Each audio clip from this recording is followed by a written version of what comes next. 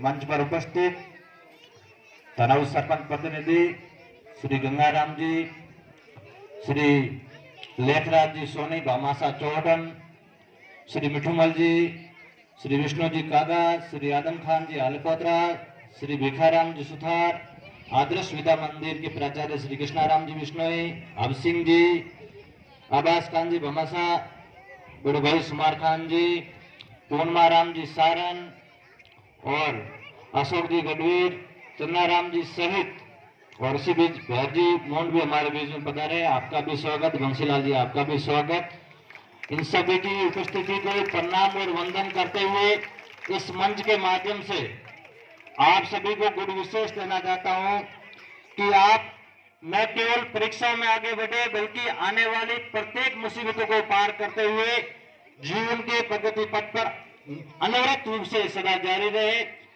और एक बार आप अपने लिए ताली इसलिए बजा दीजिएगा क्योंकि अभी तक आपने भामाशाह के लिए बजाई है, लेकिन आप वो शख्सियत हो जो सामने बैठी हुई है, जो पूरे जनाऊ के ब्लॉक की सिर्फ इंग्लिश में पढ़ने वाले। पहले कभी तो कहा जाता था हिंदी पढ़ने के लिए भी हमें यहाँ से स्कूल में नसीब नहीं हो पाती थी, लेकिन आप वो सभी लोग प्रतिभावान छात्र छात्राएं हैं जो इंग्लिश में पढ़ती है और वो आने वाले फ्यूचर में देश का नेतृत्व करेंगे।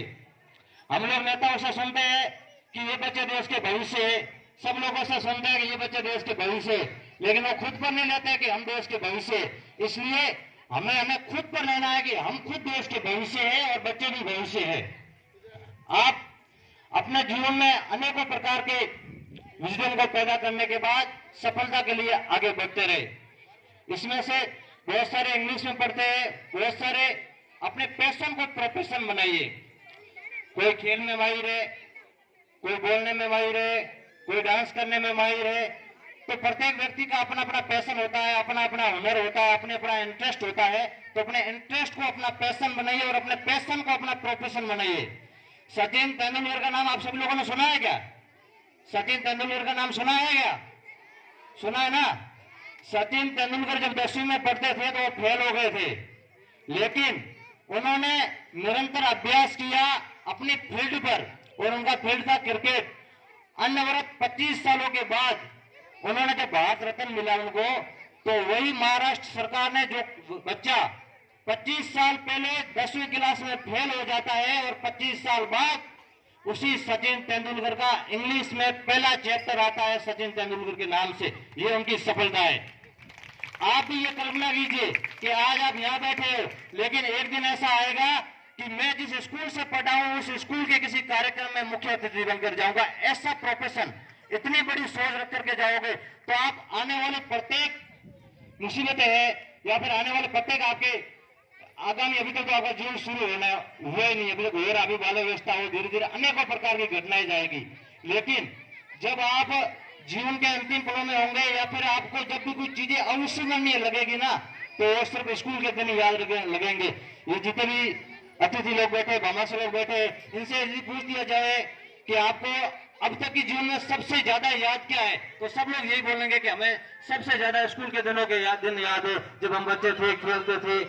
तो सब में आप यहाँ अभी मजाक में मस्ती में बैठे होंगे, पढ़ाई भी कर रहे होंगे, लेकिन इनको अविस्मरणीय पलों में संस्करण के रूप में जब आप जीवन पर्यंत याद रखोगे तब आपको पता चलेगा कि आप जीवन के किसी भी पड़ाव पर हो, लेकिन आप अपने इस स्कूल को नहीं भूल पाओगे, आप अपने इन दिनों को कभी नहीं भूल पाओगे। बहुत सारी चीजें, घटनाक्रम आपके जीवन में अभी होना शुरू होगा, लेकिन आप इन दिनों को कभी नहीं भूल पाओगे। यदि इनमें से किसी को बोला जाए, अतिथि बैठे हैं, कि आप आईएएस बनोगे, आईपीएस बनोगे या आरएस बनोगे, तो अधिकांश बोलेंगे नहीं बन पाएंगे, क्योंकि इनकी जो उम्र होती है वो कहीं ना कहीं निकल गई है। आपकी अभी उम्र है, आप बड़े सपने देखो, न केवल कि मैं टीचर बनूंगा, टीचर से भी बड़े टीचर ही बनो, टीचर से भी बड़े आईएएस, आरपीएस, कलेक्टर, ऐसे सपने पर देखो, क्योंकि आप वो शख्सियत हो जो यहाँ पर बच्चे बैठे हैं, वो चुनिंदा लोग हैं। बहुत सारे लोग चाहते हैं कि हम इंग्लिश में पढ़े, इंग्लिश मीडियम में, लेकिन उनको नसीब नहीं हो पा रहा है। आप बहुत भाग्यशाली हो, आपके माता पिताओं ने आप पर मेहनत की है और आपका पैशन था कि आप इस स्कूल में पढ़े, इसलिए आप सभी सौभाग्यशाली हो। और इसलिए हमेशा अपने सपने बुलंद करो, बड़ी सोच रखो, बड़े बड़े विचारों को पढ़ो। आप यूट्यूब पर कितने लोग वीडियो वगैरह देखते हो सभी बच्चे देखते हो, खेलते नहीं हो लेकिन देखते हो। हमेशा शारीरिक खेल में खेलो। अभी से यदि आप मोबाइल लेकर बैठ जाओगे 18 साल की उम्र से पहले पहले, तो जब तक आप 50 साल के हो जाओगे तब तक आपकी सारी जो माइंडसेट होगा वो क्रिया नहीं कर पाएगा। इसलिए हमेशा मोबाइल से दूर रहो और 18 साल से पहले एक सपना बनाओ कि मैं इस स्कूल में फर्स्ट आऊंगा, या फिर मैं ये करूंगा, या फिर मेरा जो स्किल है मैं उस स्किल डेवलपमेंट करूंगा, उसके बाद ही मोबाइल लूंगा।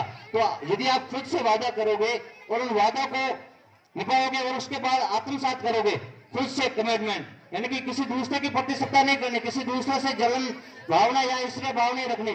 कंपटीशन हमेशा खुद से करना और खुद को मोटिवेट करना कि आज मैंने ये किया, अगले बार ये करूंगा। 18 साल से पहले फोन नहीं देखोगे, और जब 18 साल के बाद आप फोन देखोगे, उनमें जो चीजें हैं वो आप जिस फील्ड में होंगे उस फील्ड से रिलेटिव देखो। आज भी यदि आप देख रहे होंगे तो कोई मोबाइल में वीडियो देखता होगा, कोई गेम खेलता होगा, कोई कुछ देखता होगा, लेकिन आपको आज के तारीख में कार्टून वीडियो वगैरह गीत नहीं देखने, आपको मोटिवेशन चीजें देखनी है। आपको इंग्लिश कैसे बेहतर हो सकती है, कम्युनिकेशन स्किल कैसे बेहतर हो सकती है, उसको लेकर कार्य करना है। क्योंकि आगे का जो जीवन है, पहले की जो शिक्षा प्रणाली थी वो सिर्फ और सिर्फ डिग्री हासिल करने की थी, लेकिन आने वाली जो समय है, आज भी हम देखते हैं भारत देश में करोड़ों लोग शिक्षित बेरोजगार है। उनके पास डिग्रियां खूब है, बीए की, एमबीए की, सबकी है, बीकॉम की, सबकी है, लेकिन उसके बाद भी उनके पास स्किल नहीं है, इसलिए वो आगे नहीं बढ़ पा रहे हैं। इसलिए आज हमारा देश 64% 65% युवा का होने के बाद भी बेरोजगारी की हालत पर क्यों है? क्योंकि उनके पास स्किल नहीं है, उनके पास डिग्रियां है, डिग्रियों के हिसाब से तो आप चल नहीं पाओगे। इसलिए हमेशा स्किल डेवलपमेंट करो। आप सब लोग आगे आकर बोलना सीखो, धीरे धीरे बोलना सीखो। आपको डर लगता होगा कि आप टीचर ने पढ़ाने को मौका मिलता है तो यदि उसने गलत बोला तो मैं नहीं बोलूंगा, उसने सही बोला तो धीरे धीरे नाम लिया जाता है तो आप जाते हो। लेकिन आप धीरे धीरे आगे आने की कोशिश कीजिए, क्योंकि अभी तक आपकी उम्र 10-15 साल से नीचे नीचे है। अब धीरे धीरे जैसे आप आगे आके बोलोगे, जैसे जैसे लीड करोगे, जैसे जैसे अपने कम्युनिकेशन को बेहतर करोगे, तो आने वाला समय आपका है। आने वाले समय में आप इस गांव के नहीं बल्कि देश का नाम रोशन करोगे, इस एरिया का नाम रोशन करोगे।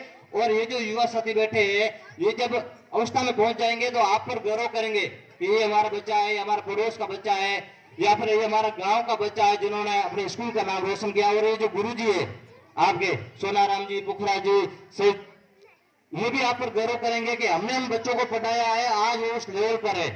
तो हमेशा बड़ी सोच रखो, बड़े सपने देखो, और उन सपनों को साकार करने के लिए छोटे छोटे गोल बनाओ। अभी आपको बोलेंगे तो गोल का मतलब आप गोल समझ नहीं पाओगे, लेकिन छोटे छोटे सपने बनाओ कि आज मैंने ये परीक्षा में दिया, अगली बार ये करूंगा, अच्छी राइटिंग करूंगा। छोटे छोटे जो आप स्कूल में जो अध्यापक पढ़ाते हैं उसको लेकर के घर पर भी होमवर्क करो, दूसरी की चीजों से हट करके खुद पर काम करो। यदि आपसे आप अभी खुद पर काम करने लग जाओगे तो जब आपकी उम्र 20 साल के करीब हो जाएगी तब आप यहाँ के नेतृत्व करता होंगे, आप यहाँ की लीडरशिप क्वालिटी होगी। इस चीज को समझने की आवश्यकता है। समय की भी अपनी मर्यादा है, किसी को संगीत, किसी को साज देते हैं, और कुछ नसीब होते हैं ऐसे लोग जिन्हें चुन करके हम राज देते हैं। हमारे पास लुटाने के लिए कुछ नहीं होता, इसलिए आवाज की दुनिया में सिर्फ आवाज देते हैं, आवाज की दुनिया में आवाज देते हैं। बहुत बहुत धन्यवाद।